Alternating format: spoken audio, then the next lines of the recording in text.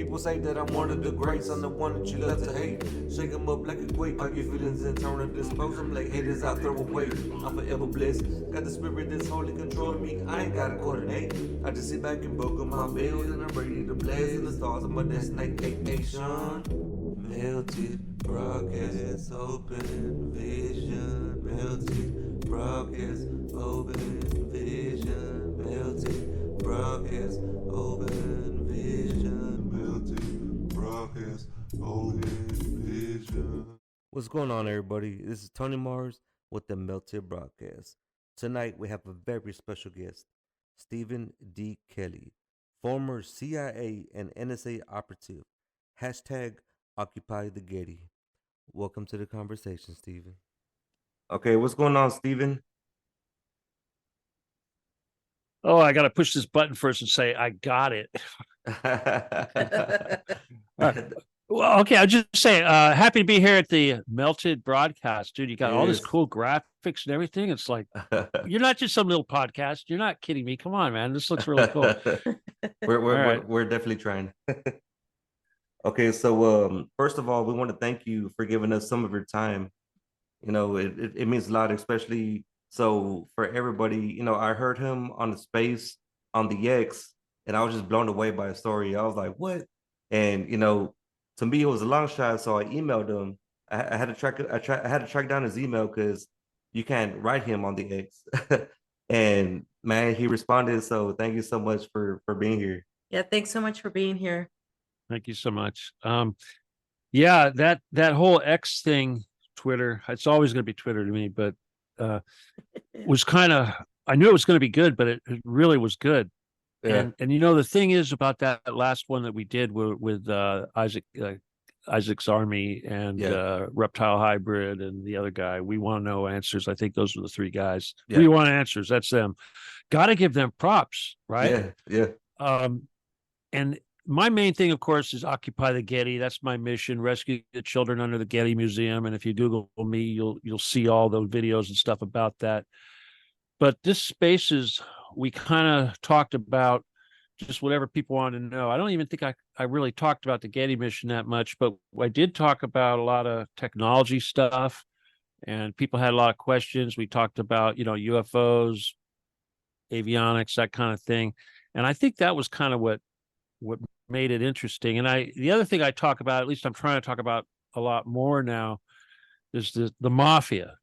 Yeah. You know, because nobody really, you know, they see the two-party system, they see CIA, NSA, they see Mossad, they see these different governments, they think the FBI, they think that these are all separate things. They don't realize it's all one big mafia. And Jeffrey Epstein was part of that mafia, and all these politicians are part of it. You know, all the politicians, and that's a sore subject for a lot of people, especially on Twitter. Yeah, because there's no white hats, and I think if you start naming names and you got this stuff all, you know, historically accurate, people start like, oh wow, I hate to admit it, that sounds kind of plausible, you know, right? Yeah. And you know, a lot of people, they have to go through, it's either you just don't know it or you've been convinced that it's something else, you know, and either way you're going to think, well, why wouldn't I know this? You know, I'm educated, or that doesn't go along with what I've been taught and programmed, and you know, you must be my enemy to be saying these things, you know, stuff like that, right? Yeah, for sure. So I don't know, I just think that it got a lot of people's attention.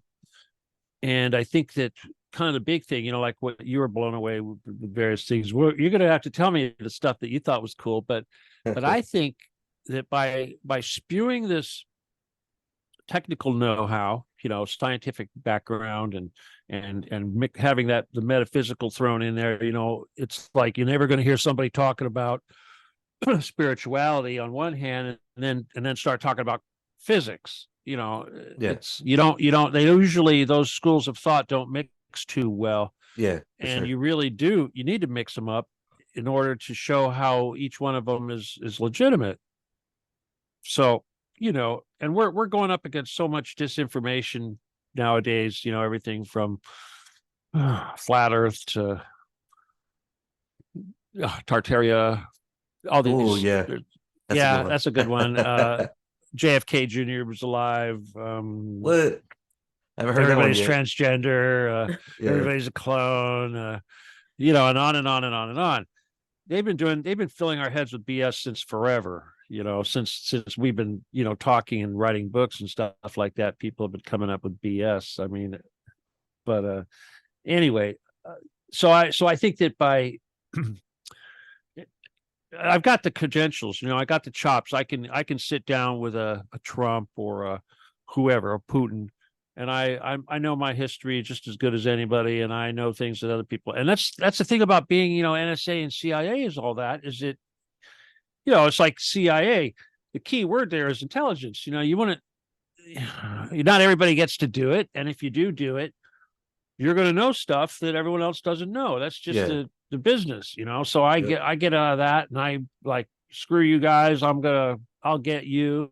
I'm going to tell everybody everything, and then you try to tell everybody, and they're like, you're so full of it. You're still CIA. You're lying. Blah blah blah. You're crazy. A You're making this all disinformant up. agent.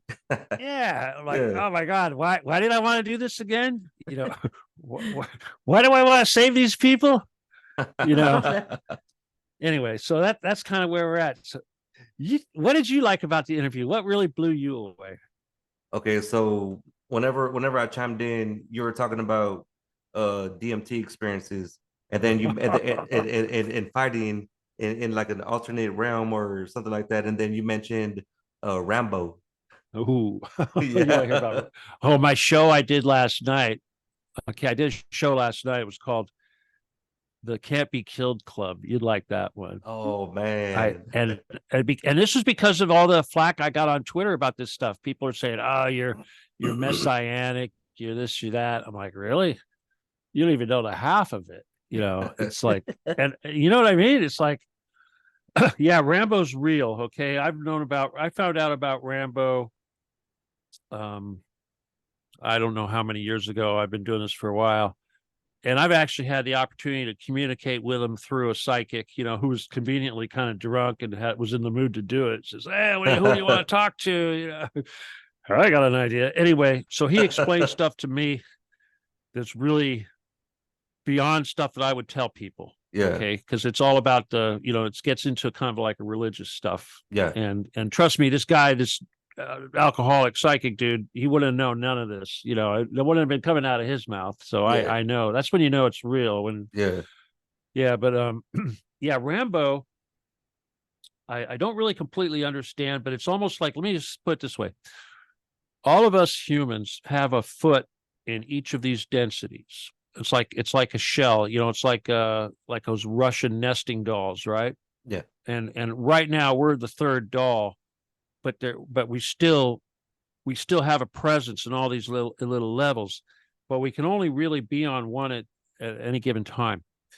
And so on the level above us, there's Rambo, but Rambo tells me he's all the way up there at level 8, which is actually Holy Spirit.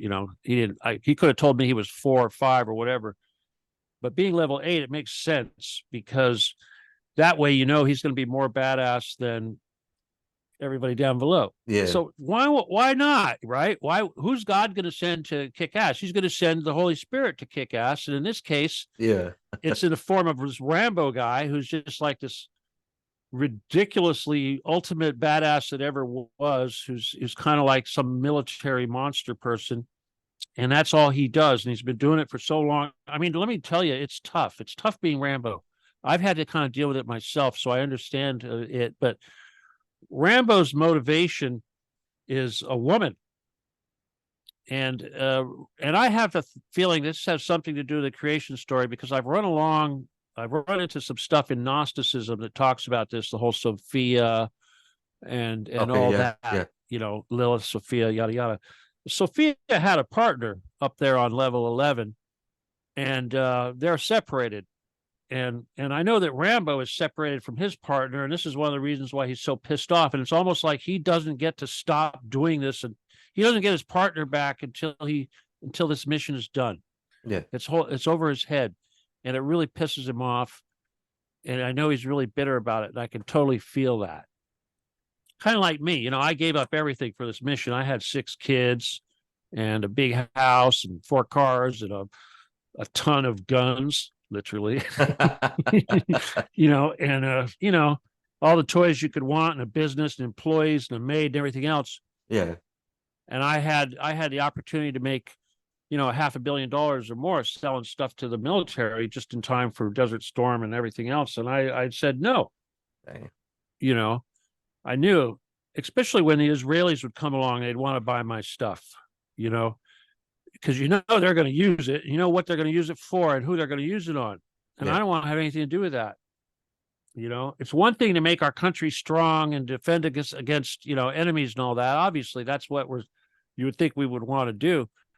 But just, I mean, I wouldn't have minded making 700,000 lasers to go on all the M16s for the U.S. military, which half of these guys are going to be transgender anyway, right? But you know, see these, but and I sold lasers to the Europeans. Okay. Okay. I sold them and usually this was before 9/11 when terrorism wasn't so fashionable, you know. Yeah. Yeah, they turned it into something. In my day, when I was doing this stuff, we had in Spain they had what was the terrorist? The ETA was the terrorist, the ETA, whatever that stands for, and they had the GEO, the Grupo Especial Operaciones, something like that. That was their guys, and they bought my stuff, and then the Germans bought my stuff because they were fighting Red October or whatever the heck German crazies won. Let me tell you, German crazies they're in charge right now. Oh my God. But yeah, and then 9/11 came along, and I'm like, oh, you know, because I knew it was coming. I saw it coming. I tried to warn everybody. And as soon as it happened, of course, I went and got rid of all my warnings and everything because I figured they were going to be coming after me. You know? All the red flags. Yeah. But that was before Facebook and all that stuff, you know. Yeah. So things are a little bit different now. We used to read the newspaper back in those days. I stopped doing that too. But seriously, it's like after 9/11, it's like, forget it. CNN overnight became this propaganda engine. Just overnight. As soon as 9/11 struck, suddenly it was just all out, kill the Arabs and all that stuff. Yeah. You know, but what do you want to hear about it? Seriously. Okay, so let's see. Okay, so you have hashtag Occupy the Getty. Yeah. So let's hear about your mission and the mission. Yeah. All right. About that. All right. Everybody's heard about bunkers, you know, and there's no white hats. Okay. And those soldiers that the Pentagon was training to go do battle in these tunnels, they're doing battle in tunnels. Only those tunnels are in Gaza. Okay. They're not freeing any children. There's no children being freed. You have to understand, every single one of these bunkers was built by the United States, by our government. There's no separation between this mafia, you know, the Epsteins of the world, and our government. It's the same thing. It's the bunker under the Getty isn't controlled by the U.S. government. The bunker under the Getty controls the U.S. government. Okay. You know, or vice versa, however you want to look at it. So, and it all goes back to the crown, you know, the Magna Carta, the crown, and the King of England, and all that crap, and all the Vatican and the nobles, the Rothschilds, the various, whatever you want to call them. They all basically are under this big contract, which we call the Magna Carta, and that's the law. Basically, okay, and no one really knows that. They think that England's just some stupid little island, and the king is sorry, king. You know, it's actually really serious stuff, and the royalty business is really serious stuff. And people need to understand that the royal bloodline, the one they have on TV, you know, William and all those guys, is really messed up right now. All you got to do is look at Kate Middleton. You can, I mean, you're a woman, you know, you look at her hips. Does that look like a woman's ever had a child to you? Seriously, I'm serious now. You got no way. She is like a little boy. She's like a skinny boy. And I don't care if she got pregnant like a skinny boy. Hormones are hormones, right? Yeah. Right. Yeah. She gave birth to children and she's still flat chested. She gave birth to children and her hips haven't widened out. She hasn't gained fat down there in her thighs, etc. I've had 6 kids. I know what happens. You know, I mean, there's no way that woman had 2 or 3 children, whatever it was. It's not either it's not a woman or she didn't have them. And even if she did have them, it was through cesarean, in vitro, and it was probably a Rothschild baby. And Okay. and I've seen pictures of when the Queen would go visit her in the hospital. The handler had all these pentagrams and Masonic symbology all over the place. I mean, it was a complete, utter ritual. And I'll tell you, this whole baby making business is a really big deal with these Satanists. Yeah. You know, they have ritual abortions, they do all this crazy stuff. But the bottom line is that the crown rules the world.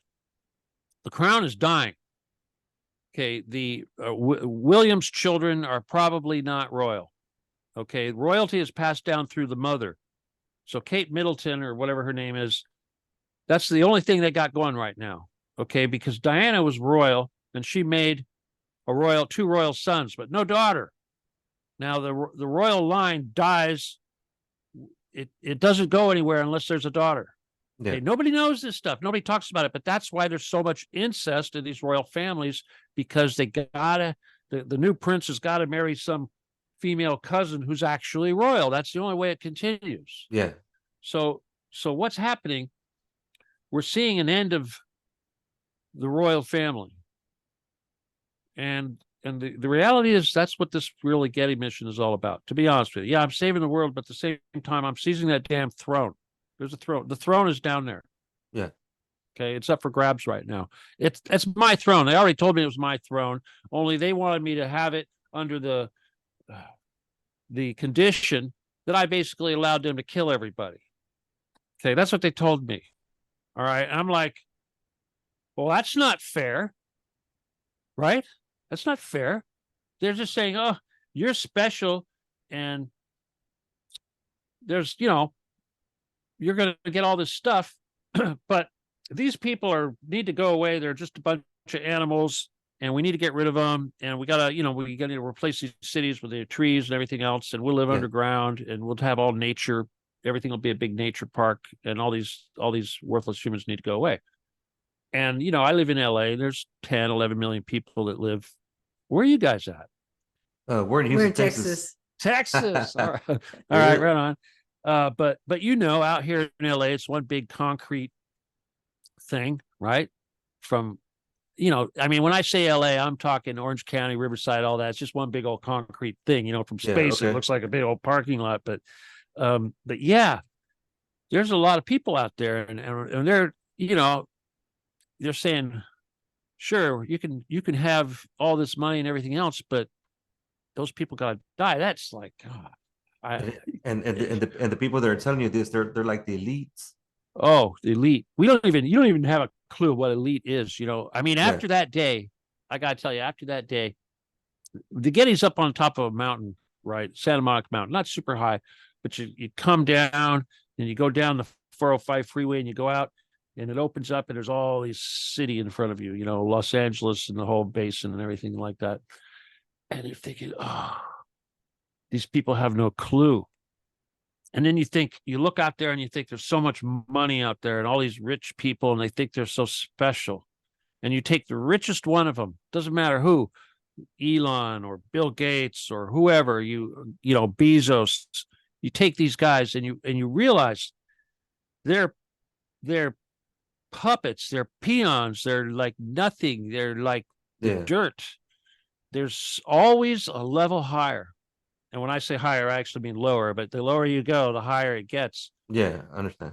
And so you get, once you realize just how much money these guys down there at the Getty have, how much is really there, not just the money, but the real power, the technology, the history, the knowledge, you realize that everything out there that you respect, and everything out there that you value, it's not what you think it is. It's like nothing.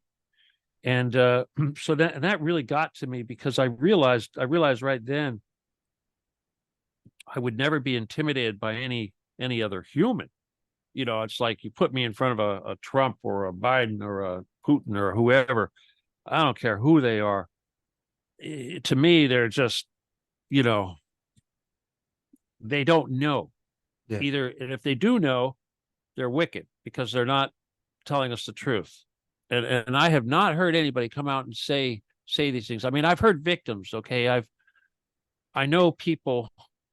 There was a woman who was a victim of Under the Getty, not Allie Carter. Allie Carter, she's one of them. But this woman was a real live celebrity, child star, who went through all this crap. And of course, because she was a child star, they didn't eat her, but she told me, she described it all, how big it was and how encompassing, and all these different ways to get in down there, and where they go and what it was like down this tunnel and down this stairway and through this passage, and you take this tram and then you go up this elevator and you go down and walk down another long hallway, and then you take another, then you got to go up another, it's just, it's a labyrinth. It's just a complete utter labyrinth, and we can't even imagine. And so the nightmare of being down there and being a victim, just having the torture being done to you is a big part of it, but just having to walk to that damn torture is a nightmare. Oh, I would imagine. Yeah. Yeah. Crazy. I mean, I have, it's a reoccurring nightmare I have, but then the torture stuff, is horrendous. It's just horrendous, and they record everything.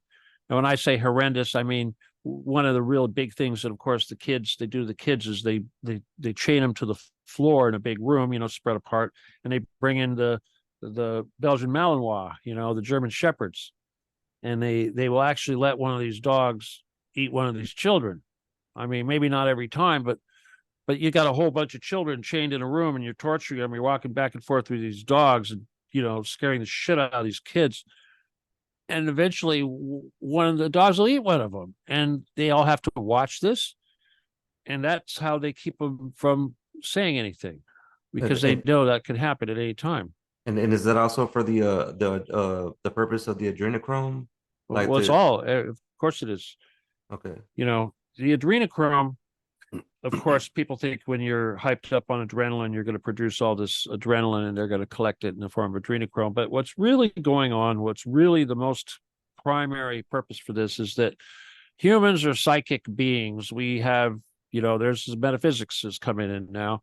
And what they're really collecting, which is even more important, is a thing called loosh, which is negative human emotional psychic energy. Okay. So when these kids are terrified and they're creating this adrenaline, they're also sending out all these energies, signals and crap, energetic. Their little auras are spewing terror and whatever. And this is collected. This is collected by the AI. And the AI is used because, and this is what they call the black goo. It's the same thing. And basically it goes between the 4D and the 3D and collects the stuff from the 3D and transfers it to the 4D. And we all have this done. We have one of these little black goo tentacles attached to us, and the idea is to just try not to feed it. I'm guilty of feeding it. I'm depressed all the time, but and angry, but that's how it feeds. They feed on this stuff, and we're like cattle.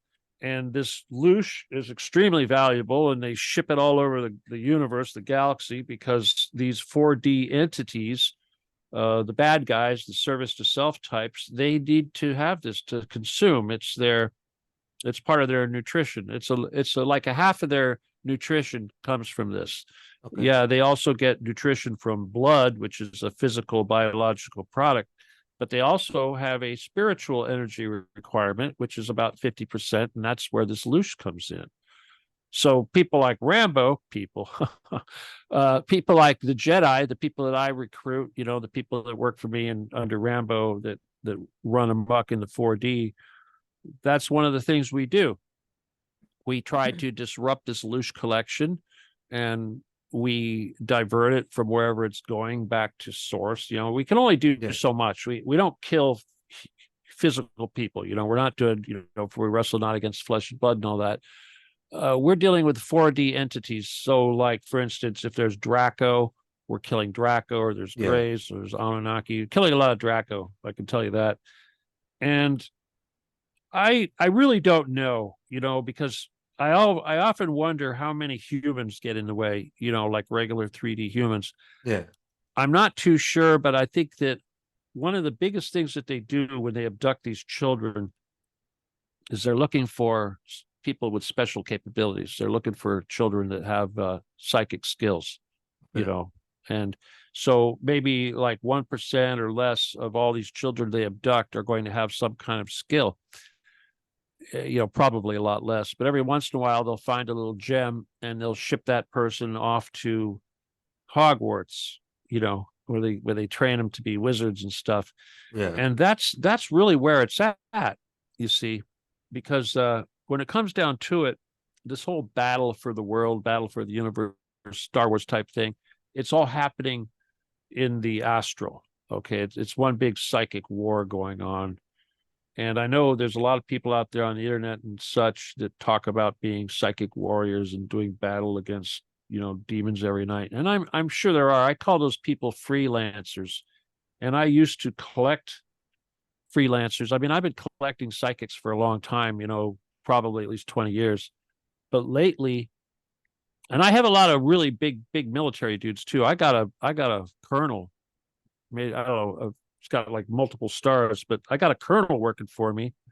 A lot of these people are trained by the military, but usually once you do this, you kind of figure out who you're doing it for, and you don't like it, and that's why a lot of these people will come to me and they seek me out. And Rambo, of course, is really helpful in this because none of these guys can screw with Rambo. Rambo's so up there. You join my forces, you'll be meeting Rambo.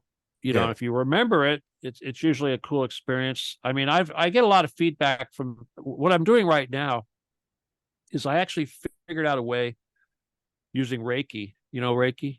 About Yes. that stuff? Yeah. Yes. Okay. Well, Yeah. I'm a Reiki master. I'm like level 6. Nobody does that. I was actually going to mention that about I know you're doing some training or I something am. over there at I forgot I'm what doing- conference it is. I'm doing the biomed.com. You got to go there. Oh yeah. I'm going to ask people to buy tickets and go see me because I really need your support there. And I don't like asking people for money, but if you can afford it, I want you there. Okay. That's in April 12 through 14, I believe. I'll double check before we finish this thing. But what I wanted to say was that, you hear a lot of people talking about super soldiers and working for a secret space program and all that.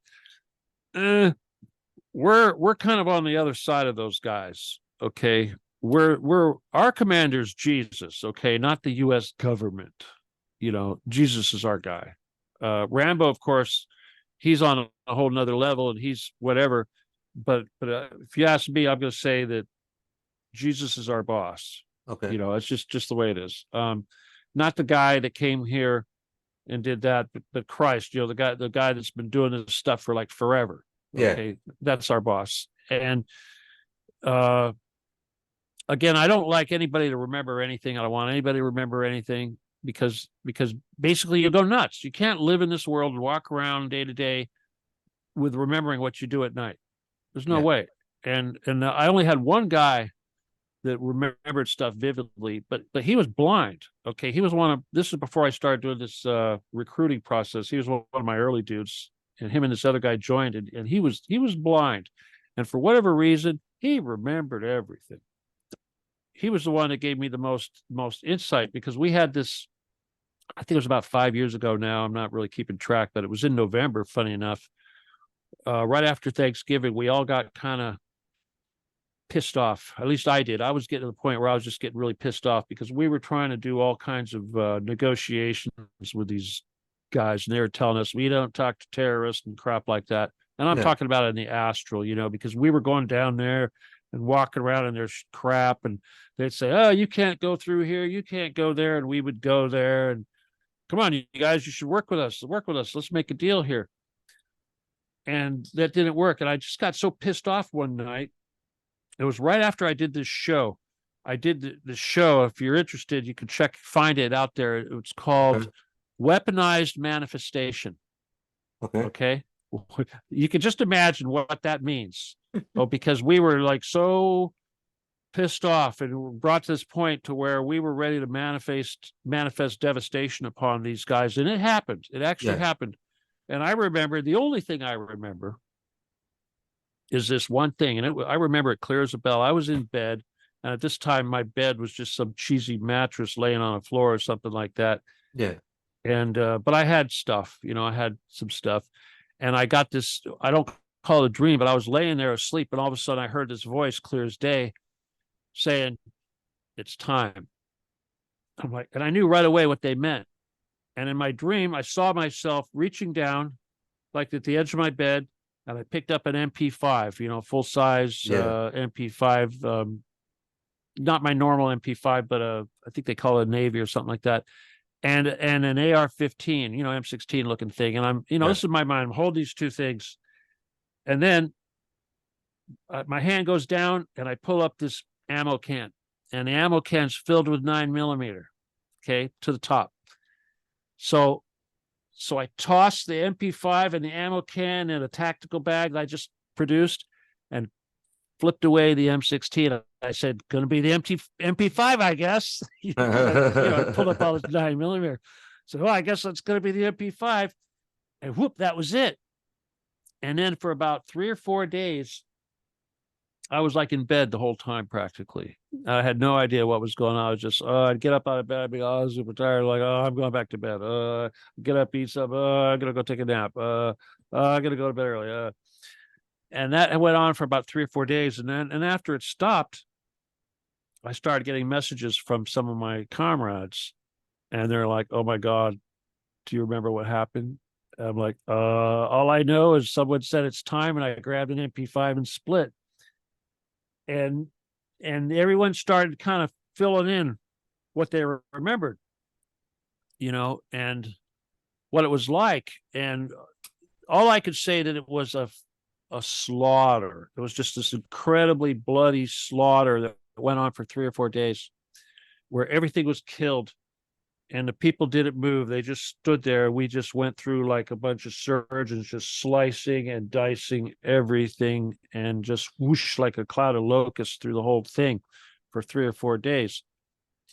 And people were using swords and knives and shurikens and lots of martial arts and just all kinds of cutting weapons. And obviously I was running around shooting people, but one of them had some sort of ray gun looking thing, and I'm like, oh my God. I thought, did anybody get hurt? Were there any casualties?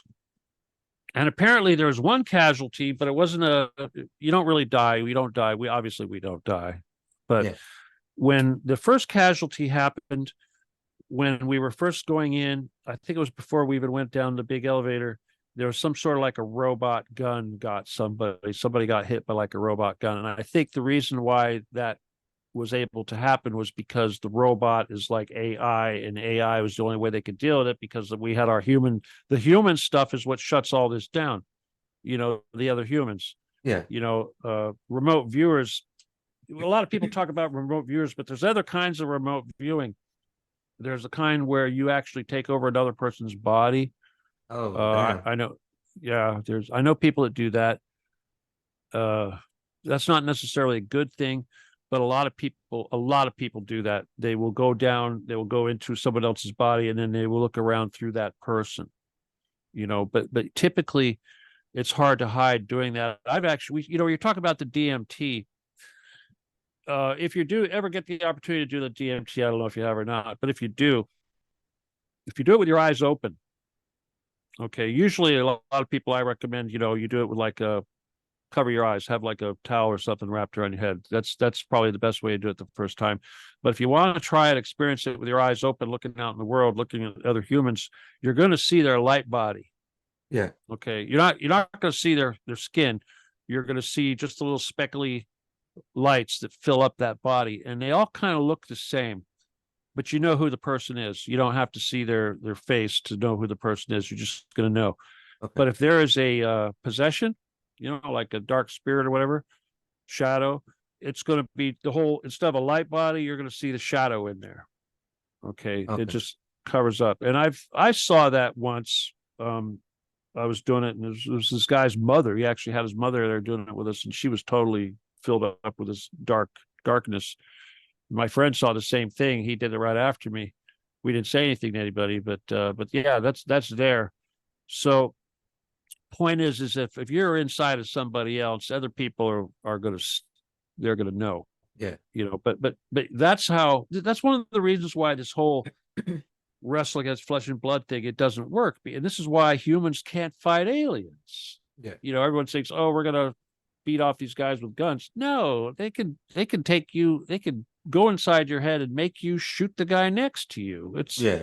You are their army, and the enemy, the guys under the Getty, they know that. And that's one of the reasons why they abduct so many kids.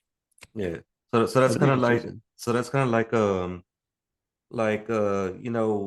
say this dude comes out and like he shoots like a whole bunch of people, and they're like, why'd you do it? And he was like, I didn't know what I was doing. I was possessed. Maybe something like Totally that. possible. Okay. Yeah, I wouldn't say that's not possible. I mean, you look at all these guys, these mass murderers that have been on the so-called radar of the FBI and all that. I mean, take your pick, go all the way back to Oswald. Every single one of these guys was MK Ultra. Okay. Right? Hell, the Beatles were MK Ultra. I mean, all these child stars, Britney Spears. Why do you think she did her thing with shaving her hair off? This person I was talking to you about, the victim under the Getty, that's MK Ultra. It's all the same thing. Okay, so a buddy of mine, I actually told him I was talking to you today, and he got all excited, and he wanted me to ask you about if you know anything about this person, Kathy O'Brien. Of course I do. And if you could elaborate, because to him, like, he did the deep dive, but to him, he's just a regular. Well, there's also her daughter. Her daughter is a victim too. Okay. Well, Kathy O'Brien goes way back, and the stuff she's talking about is absolutely connected to everything I'm talking about. It's the same thing. It's the same thing. But everything she said is true. I think about that every time they talk about Steve Garvey running for Senate here in California. But you know what? I'd still rather have Steve Garvey than another Feinstein or a boxer or whatever. It's just like I'd probably rather have Trump than Biden. But, we're really bad at choosing between the lesser of two evils. It's like I hated Hillary so much, Trump could do no wrong. Little did I know he was part of the same mafia I was in. Yeah. I was actually above him technically. In there. I mean, I got hired by the number 2 man, of the entire damn mafia. Yeah, here's the thing I talked about in that show last night, and I'm gonna flex a little bit, but the guy, the number 1 man that run, I'm serious, because it's like, people think, oh, hey, you're just an equal human. If I was an equal human, why am I the only one doing this? Why am I the only one talking about this out of 7 billion humans? How could I be equal if I'm one of 7 billion? Yeah. I mean, seriously, do the math, right? I mean, I don't see thousands of people talking about the Getty for 20 years, and it's because they're afraid. And that's why I had this show last night, Can't Be Killed Club. Anyone who's ever fucked with me, I don't care who they are, has died. They either died or they went to jail and got their bones broke, or they went and got a horrible spinal disease, or their firstborn son died. I mean, this happened so many times. And I've done bona fide miracles. I mean, my God, I healed a blind woman, okay? For real. And she was in Houston. And no, I think she lived in another city, but her specialists, her doctors were in Houston. Okay. And after she got healed and got 100% of her eyesight back, she had like 60% loss of rod due to retinitis pigmentosa, which is permanent. There's no, retinitis pigmentosa, there's no cure. A dead rod stays dead forever. You don't get new rods. Once those things die, they're dead. They tested her and gave her all this therapy and spent all kinds of money for a long time. She had 6 specialists in Houston working on her. And one day, out of, I think it was on Christmas Eve, I was really depressed, because I lost my sixth kid, that I mentioned. And I thought, okay, to celebrate my depression, I'm going to do healing for anybody that wants it. And I had like 400 people request healing. And I did so many damn miracles that day. And one of them was this woman in Texas that was blind. And so she regains her eyesight 100%. She goes to a specialist, and her intention was to give testimony. Okay. Because we had talked about this. I said, here I am being naive, right? And I'm thinking, this is so cool. You should go back and tell these doctors, because they probably have patients that could use it too. And we'll work on their patients. We'll save all these people. It'll be great. This is what I'm thinking. And these doctors interview her. She's sitting there in the middle of the room on a chair with these 6 doctors behind a table in front of her, listening to her story. And she says, well, what happened? What'd you do? Oh, I went and this guy named Steven in California did some magic, and now I can see. And they're like, huh. So they go and reconvene and come back a week later or whatever with her and say, well, you know what? We've all come to the conclusion that you were never blind. Oh my God. We got it wrong. Yeah. And I've heard, and I'm like, what? How much money did you give these doctors over It- all these years? Yeah, It exactly. cuts into their money. Yeah, exactly. Yeah. That's what it is. Well, you better get a refund. You better sue. Well, that woman, she sent me $200. God bless her. But I'm like, it's only worth $200. You should whatever. I'm not doing this for money. You know what I mean? But it's like, wow, how do you put a price tag on that, right? Yeah. At least scream from the mountaintops. What happened? You ever seen color before? I gave you colors. I mean, she was, how blind. But seriously, I've saved so many lives. People who are just dead. And some of these miracles I've done are so crazy, they like go back in time. I have this Christmas. One of the most spectacular miracles I did was a Christmas miracle. And this, I don't know where this guy was, somewhere Midwest, whatever. He was on a farm. He was a farmer. And on Christmas Eve, he was out in the back 40, and there was snow everywhere. But he had this big combine thing, and it was stuck. And whatever happened, he got his arm stuck in this damn thing. It's like one of those big behind, nasty machines, right? He gets his arm stuck, and it's going into this machine. He's like, oh shit. I should skip this part. I'll skip. This is on Christmas Eve. Yeah, Okay. Now Christmas. This is happening Christmas Eve. Okay. Christmas morning, Christmas Day, I get a phone call. I don't get a phone call. I get this person contacts me on Facebook, back when I was allowed on Facebook. And she says, yeah, she goes, my husband's on his way to emergency. He spent all night stuck in it with his arm stuck in a tractor, and his arm's damaged, and he's got hypothermia, and they're afraid he's going to lose his arm, and we want you to work on his arm so that he doesn't lose his arm in surgery, because we're looking at an amputation. Okay, that's all I knew. So I said, okay. So I did my little thing, and I said, okay, I got you, because I had to go move on to the next person. I had 400 people waiting to be treated for this or that. And every time I do, I say, okay, I got you. All right, next. Okay, I got you. Okay, all right, got you too. Go. Okay, you're good. I got you. Next, that kind of thing. All right, now back to the farm field, Christmas Eve. The day before I got the call, okay, this guy's got his arm feeding into this thing. He's like, holy shit, all of a sudden the machine stops. This is a hard story to tell. The machine stops, and somebody was with him. And that whoever was with him, he said, I don't know who it was. It was a shadow. It was an angel, whoever, right? And the guy, whoever it was, says, I got you. And then he's warm, and he stays there all night. And the next morning, they find him, rush him to the hospital. I get the call. Okay. A couple days later, he gets out of the hospital. His arm is saved 100%. No loss of use of his hands, his arm. And then I get to hear the story from him. And he tells me the story that I told you. And this was on Christmas Eve.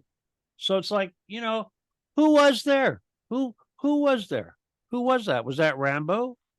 Was that me? Was that Jesus? Was that an angel? Somebody was there. The guy told me. Another story, there was a girl, 16 years old. She was in a coma in the hospital. I didn't know she was in a coma in the hospital. She was intubated, medical coma. Her blood, her O2 was like 7%. Okay. You know what that means, right? Yeah. You're dead. She's in the medical field, so she knows. Yeah. Okay. She had multiple heart open chest surgeries. She was 16 years old. She was over it. They were ready to let go of her. And the parents contacted me. And all they told me was that 16-year-old girl, 7% oxygen. I said, okay. And I'm thinking, okay, this is just another pneumonia case. It was pneumonia. I've cured a lot of pneumonia. And so I did my little thing. And all right, I'll just show you what I do. Okay, I basically put the person in my hand. I look at the face of the person and I take their name and I imagine them in my hand, laying in my hand. And I dip them into a pool and I let that fluid fill up their lungs and I shake them like a bottle and dump that shit out. Sometimes I got to give them a squeeze. If it's really bad, like squirting out toothpaste, I'll put them back in and keep cleaning until that bottle is clean and there's no more shit in there. That's how I clean pneumonia. I clean lungs out like that. Well, anyway, that little girl almost immediately went up to 97%. And within an hour or two, she was at 100%. Now, you know how hard it is to be 100%. I'm never at 100%. I'm like 91, 93% all the time, which ain't all that good. But she went to fucking 100%. Okay. And now, mind you, she's in a coma. She doesn't know anything's going on. Doctors, parents, everybody's seeing this happen. Instantaneous. This has happened a lot for me. I've done this to little children. In Britain, I did this to a little kid in Britain. As soon as they talked to me, the kid went up to 100%. Anyway, so they told me, the parents told me, I said, okay, they're going to take her, they're going to bring her out of the coma. They're going to remove the tube. But they said when they remove the tube, it's going to take about a month of rehabilitation because she's had this tube in her for a long time. She's got to learn how to breathe and speak and eat and all this stuff. I'm like, okay, I can't wait to talk to her. 16-year-old girl. And I finally get to talk to her. Only I didn't get to talk to her because she was they let her out of the hospital 2 days later. 2 days later. A girl had been in there on a tube in a coma for who knows how long, was released 2 days later with no therapy, full heal, full use, practically miracle. Okay. They didn't get their 1 month of therapy they had to do. She was out. She was home. But she still couldn't talk to me. Okay. She was still recovering, but she was home with her parents in her room. And she sent me an email.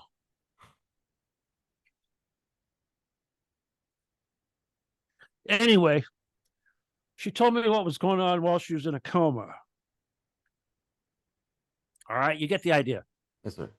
She told me she didn't want to live. Right? She'd been tired of all these surgeries. She's only 16. Half her life has been spent in a hospital. She's over it. She didn't want to deal with it anymore. She got a new lease on life.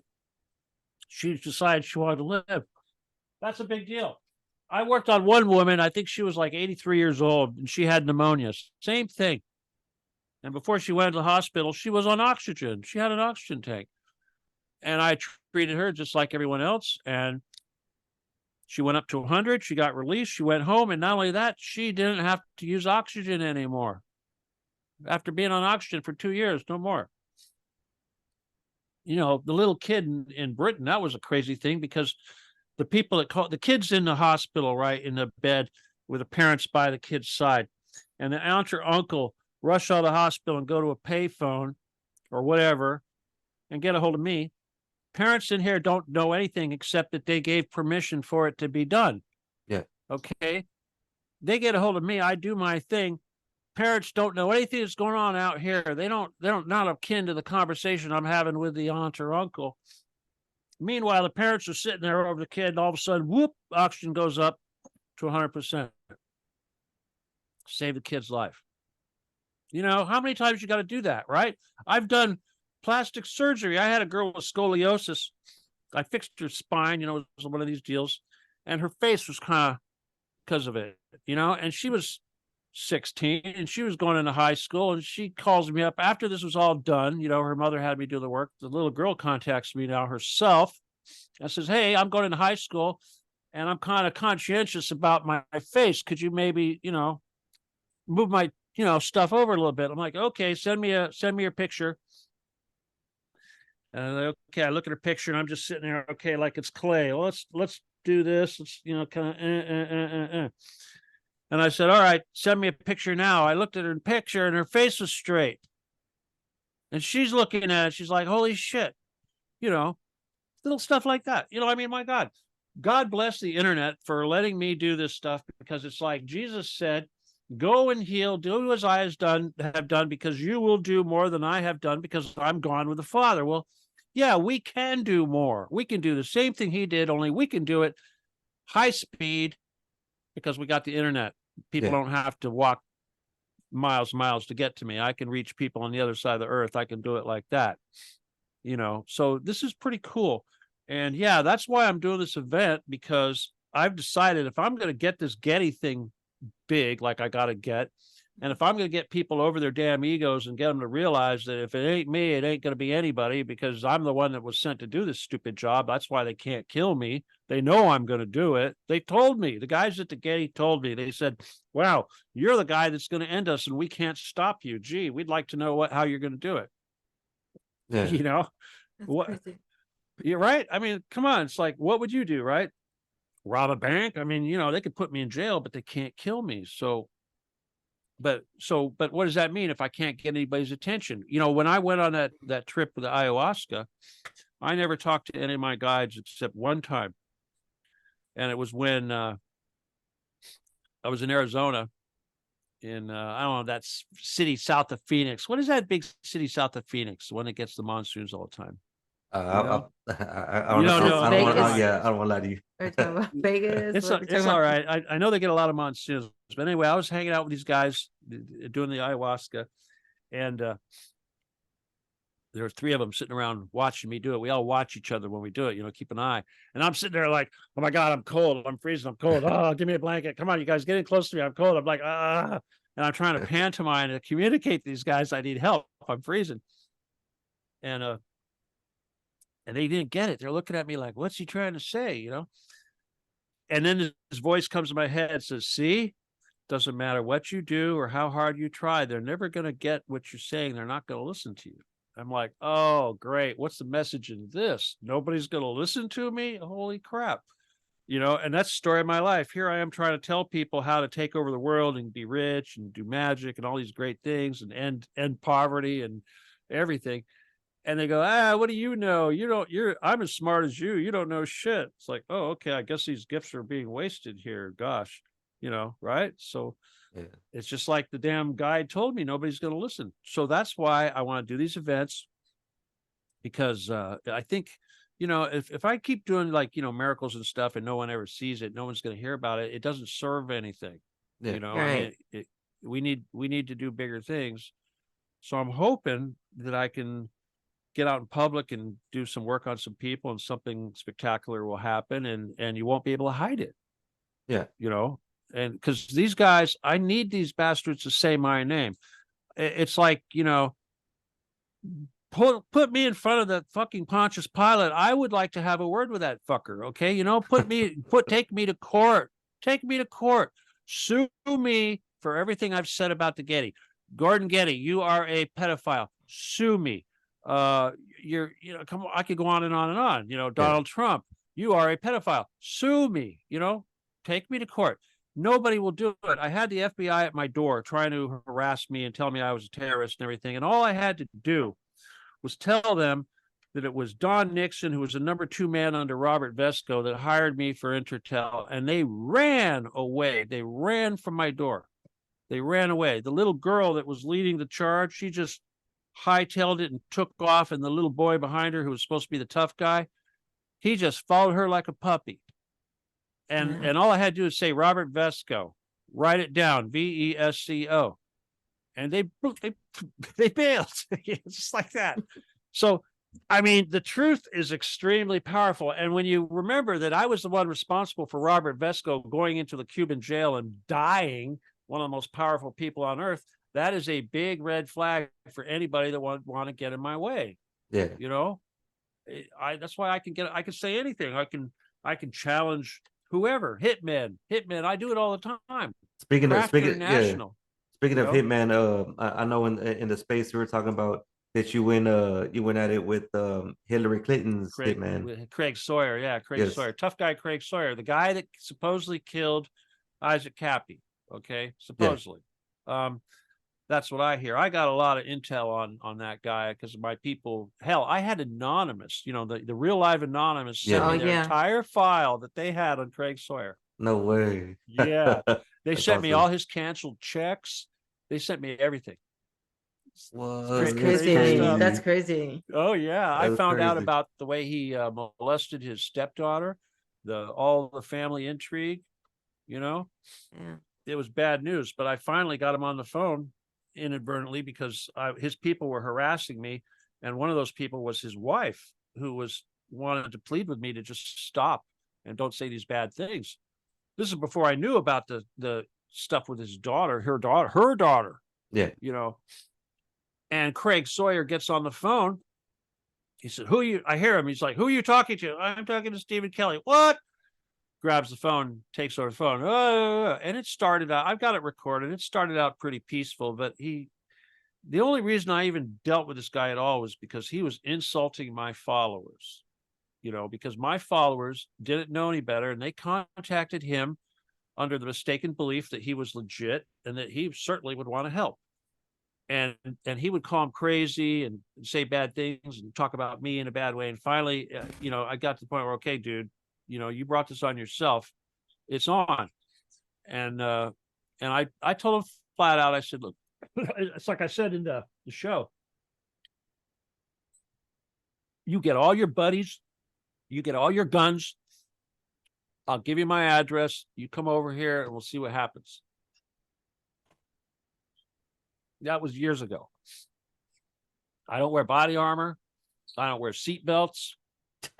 I live in a ghetto. I live in a place where 3 houses, two across the street and one on the corner next to me are gangbangers who have bullet holes in the house, where one of them, your drive-bys and shit like that. You know what I mean? Seriously, you want to come to my hood and do a drive-by or come to my door? Come on, right? Seriously. I mean, it's, first of all, I don't even have to worry about it because they're not going to do it. They'll never make it. They'll have a tragic car accident, a plane crash. Somebody in their family will die. Something horrible will happen. It's just how it works. Yeah. You're not going to get close enough. And I can't see anymore. I'm going blind, but it sucks. But I used to be such a good shot with a Glock or whatever, I mean, I could take your gun and you know what I mean? Guys that think, I'm so good. Like, let me see that thing. That's how you do it. And it's humiliating. I mean, I used to humiliate people. They're afraid of me, range masters and, military people, guys that wrote for magazines and stuff. I never really realized just how scary I was, but they called me Doc Holliday. I thought, what are you trying to call me a druggie? What are you trying to say here? Right. Yeah. Anyway. Yeah, I was really good. I would definitely put a hole in the middle of the target, and then the rest of the bullets would go through the same hole. Yeah. Kind of a thing. Yeah. That grouping, it's important. Well, it's when you put the same hole, you don't need to do a lot of practice because you're just wasting ammo after that, Yeah. But I shot so much because it was my business. I put lasers on guns for cops. And sometimes the cops would say, hey, would you sight that in for me at the range? Yeah, okay, fine. I didn't care. So I would just take however many guns, that instead of shipping them right away, I would take them to the range with me and put a few rounds through them and make sure they were dialed in, because I would dial it in, Yeah. You would zero the weapon. Yes. Right. I dial it in for about 25 feet, really. For a handgun, you want about 25 feet. Then you're going to be really good out to 50 feet, which for a handgun, right? Right. I mean, seriously, you shoot? Yes, I'm actually ex-military. Oh, okay. Well, good. Yeah. You know what I'm talking about then. Yes. Rifles, I like the 100 yards. 100 yards? Yeah, Okay. for a sniper rifle, I like to do it for 100 yards. And then that way, that at 200 yards out, you're still going to be pretty darn good. Okay. One of the big things you ever do any sniper stuff? I never have. Okay, what I came up with, which was actually a CIA concept, they were the ones that were using it was the NSA. They were the ones that were using the 2 infrared, where one would be defocused. Only what they would do, they would take their gun sight and they would take it off the gun, and then if they wanted to look at some papers or documents, spy type stuff, they would defocus the beam, and then they'd focus it back and put on their gun. Now that was so stupid because they'd never get it back on target. Yeah. So that's why I came up with the dual beam infrared system. So for instance, on a sniper round, you got one bright spot on the target. And if you have hostages or additional targets, you need to have a radius of light. You need to light up the whole thing. Okay. So the second beam, if it was like a sniper rifle, I would make about a 10-foot circle or so, say at 100 yards. Okay. And then that way you can see the shooter, you can see the hostage, you can see the guy standing over here, the guy standing over here, that kind of thing. Because if you only put it on here, and then what happens is that it's like splatter. If you ever seen it's like hitting somebody with a hose, and the hose just spraying everywhere as it reflects off. It's the same thing with the infrared. Okay. So yeah. So then you have one that's kind of just slightly focused. So you've got this bright spot, and then you've got this halo that's about 10 feet, which is also infrared. And then what we would do for MP5, for close quarters, I would have a visible and a 2 infrared. And then say in Spain, what they would do is they would have the thing set on visible, because they would start out visible, because visible is like a deterrent. You put a red light on somebody, you say hands up, they see the red light, they're going to put their hands up. You don't do that with an infrared. The whole idea of infrared is to shoot the person without giving them the opportunity to give up or to see the beam. If they were going to get, run into a building or whatever, they would be using the visible up until the point to where they would actually bust down the door. Then they'd switch to infrared. And then at infrared, you're only in a room. So you're going to have a pretty wide spread. You're going to have like a completely defocused, in that case, I wouldn't even use a lens. I would just use raw infrared blasting all over the place, and then 1 point beam. And that worked really good. It worked so good. Oh my God, it was so good. These guys in Spain, man, they were like my best customers, and they were doing a lot of shootouts. Nobody hears about these shootouts they were doing in Spain, but they had a whole lot of hostage taking. They would take hostages. And so these guys would bust in the doors, they kill all the electricity, bust in the doors with their infrared lasers with MP5s, and they would shoot the bad guys and not hit the hostages. Okay. And the only way they could do that was because they had my laser. It was that good.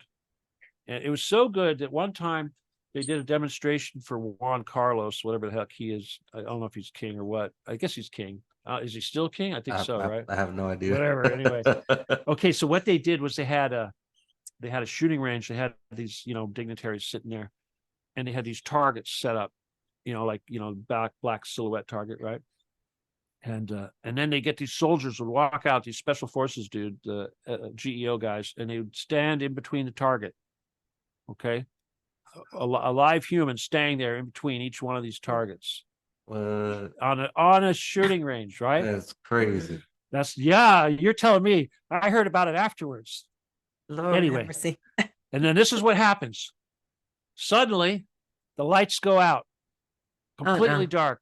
Yes, and next thing you hear, bang, bang, bang, bang, bang, bang, bang, bang, bang, bang. Lights go back on. Oh no! Guys are standing there, holes in the targets. Okay. What? Yeah, There's no way. they did that. That's They did crazy. that. That's Imagine the crazy. balls. Imagine the balls to stand there and do that. They'd have to pay me a lot of money. But I heard that, I mean, I had a really good relationship with the Spain. Anyway, he tells me about this. He says, yeah, we had this demonstration. We did it in front of the king. And I'm like, holy shit. I knew right then how much trust and faith they put in my product. Yeah, that's You so would- awesome. Yeah, it's I mean, sir, it was that good. It's still, there's nothing in the world to this day that's as good as the stuff that I made. Yeah. And nobody will argue that. But I used to think that was the reason why these guys scared me, but no, apparently it's Rambo's what scares them. Yeah. Anyway, Crazy. all right, now that I've gone off on this big long diatribe. Well, okay, I'll do the commercial. Okay, cool. All right. Go for it. All right, okay. In LA, April 12th through 14th, I guess it is, at the Sonestra Hotel, which is right next to the Los Angeles airport. I mean, it's a 4-star hotel, but the prices are pretty reasonable for a 4-star hotel. But I'm going to be at this event. I'm going to be doing opening ceremonies on Thursday. I'm going to be doing a lecture on Friday and Saturday. But on Sunday, I'm doing an all-day thing all by myself, which will have no cameras, no video, no live stream, nothing. Just me and the lucky people who get to cram in the room. And you will get a Reiki Level 1 certification, and not just any Reiki Level 1 certification, but one from me, which means you're going to get all this extra stuff. And you get a book and you get a certificate. And I just really need as many people as possible that can afford to do this to come out and do it. I'm not making any money. I'm doing it for free. And obviously if you want to get the hotel room, you got to pay that. I don't know what it is to do the whole event, a couple $100 or something, but you need to check it out. Go to biomedexpo.com and check that out. There was a discount, but that is mostly just to entice people to buy their tickets early. But I do want to put on a little extra effort myself right now, just to kind of push people to get in there, because I really want the guy that's producing this event to see how much support I have, because in June I want to do an event out in Sedona. Maybe you two could come. Seriously. Oh, man, that'd be that'll be good. No, awesome. listen to me. It's a couples event. Oh, It's couples gee. only. It's couples only. I'm Okay. serious. Nice. It's couples only. Okay, here's the thing. I know I'm not even a couple. It so sucks, but I'm working on it. Anyway, God, I need a good partner. But I'm going to teach. Not only am I going to teach the Reiki, I'm going to teach all the fun stuff you can do with it. Okay. Couple stuff. So Nice. Yeah. what would you think about coming back and doing the part 2? Oh, I would never do a part. Who What does part 2? Who does that? Yeah, who does that? Yeah, right on. Awesome. How long we been doing this now? We've been doing this for what? How long? I'm not I think sure. it's maybe close to an hour, yeah. or about an Oh, hour. okay. Probably a little over Well, yeah, of course I would come back and do a part 2. Jeez. I mean, and I hope this gets you a lot of new listeners and stuff too, because Yes. obviously I want to put this on Twitter and I want to share Oh it yeah, with for guys. sure, man. Yeah, Yeah, we're again, gonna put it on yeah, Twitter. We appreciate you. Matter of fact, as soon as we're done here, I'm gonna start working on it. And You then know, he'll send it to me, and I'll do yeah. my part and work on it. Yeah, and then Right on. We'll probably get it posted early. Well, if you can, you guys, if you're not part of my Telegram group, you should check that out. We most definitely will. You're not part of it yet, huh? Okay. Well, let me just tell you the name of the group. Okay. It's Occupy the Getty / Stephen D. Kelley. Okay. Okay. And yeah, join my group. There's a lot, 5,500 people in that group, which is it's obviously it's more intimate than the Twitter. I like to think that the people that are in the Telegram group are kind of part of the gang. You know what I mean? So yeah, I want to display it there, and of course the Twitter page. Hell, I hope this helps you guys grow your podcast. That would be really cool. Yeah. No, we really appreciate it. Yeah, and, really. And real quick before we end this, if you could tell everybody once again where they could look you up or get in contact with you? All right. Well, first of all, I think it says Stephen Kelley up there on the screen, right? But if you go Okay. Stephen D. Kelley, make sure you got the EY and all that. You can Google me and do a search engine, and that'll pull up pretty much everything. But if you do go to, I mean, I have a StephenDKelley.com. You can go there, and assuming it's not hasn't been hacked, Yeah. that'll take you to my book and stuff like that. Tell you how to join the various different groups. Of course, Occupy the Getty is a hashtag that I Yes. want you to follow up on too. But my direct email is law17gun, LAW17GUN at AOL.com. And that's the best place to go. Let's say you want healing. You want to send me an email and say, help, I need this. My kid needs this. My dog needs this, whatever. My cat, my horse, I don't care. But I do need a photo. If it's a human, I need a photo of that human's face. I need to be able to see their eyes and all that stuff. And I need to have their complete name, not their nickname. I need to know their name, and I need their permission. They got to know that I'm doing this. Okay. And they got to be a willing participant, or I'm not going to do it. But if they're a baby in a coma, or they're a 16-year-old girl in a coma and they can't give permission, they're going to die. I will do it. I don't care. If they're in a coma, I will do it. Yeah. And what else? I mean, it's like that guy was getting his arm amputated. He didn't have the opportunity to say anything. It was his family, So under the but you know what I'm saying, Right. I'm not going to give something that they don't want. And let's see what else. So that's really big deal. I really want to start pushing that because that's free. It's never going to cost anything. And if anything, I don't like it when sometimes someone will go, they'll send me some money. They'll go, oh, I sent you $40 on your PayPal. I'm like, oh, hey, cool, thanks. So they go, oh yeah, I need some healing. Oh, you blew it. Killing the vibe. Yeah. Oh, suddenly it becomes, oh, I wasted my money. Oh, you know what I mean? Yeah. Yeah. Anyway, so yeah, the number one rule out there in this universe is service to others without expectation of compensation. Yeah, All right. exactly, And if exactly. everybody would just do that, we would have Right. paradise on earth and we could stop the bad guys from doing what they do to us. But as long as we're a bunch of greedy, selfish animals, they're going to rule this world. And Yeah. that's your final line, man. Agreed. Thank you so much man. for joining us. Thank you, We appreciate Steven. it. Yeah. Yeah, we really appreciate it. We So We can't wait to have you back too. yeah. Okay, but you know what? I really want to see you guys in Sedona when I do this thing. You Okay. gotta for let sure. us know Yeah. when it is. You got Well, his right email, now I'm looking at 14, 15, Saturday, Sunday, I think it is in June, or 15, 16, whatever. It's Friday, Saturday. It's at the Poco Diablo in Sedona, which is a 4-star resort. It's a little one, and it's going to be very exclusive, 25 couples only. Okay. Okay.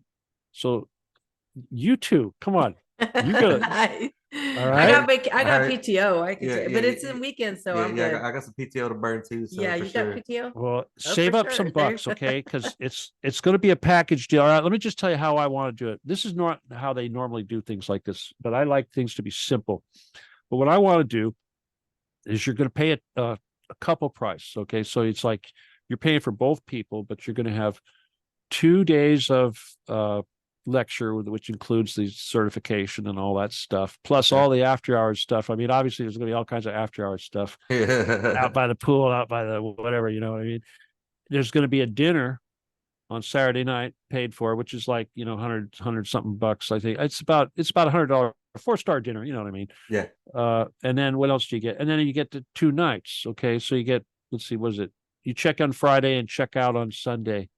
Mhm. And then the event will actually be Saturday and Sunday, the actual working, but we'll be hanging. Anyone who shows up on Friday, we're going to hang out. You can either go to Sedona and party, whatever, or you can hang out with me by the pool or wherever, you know what I mean? Yeah. It'll be fun.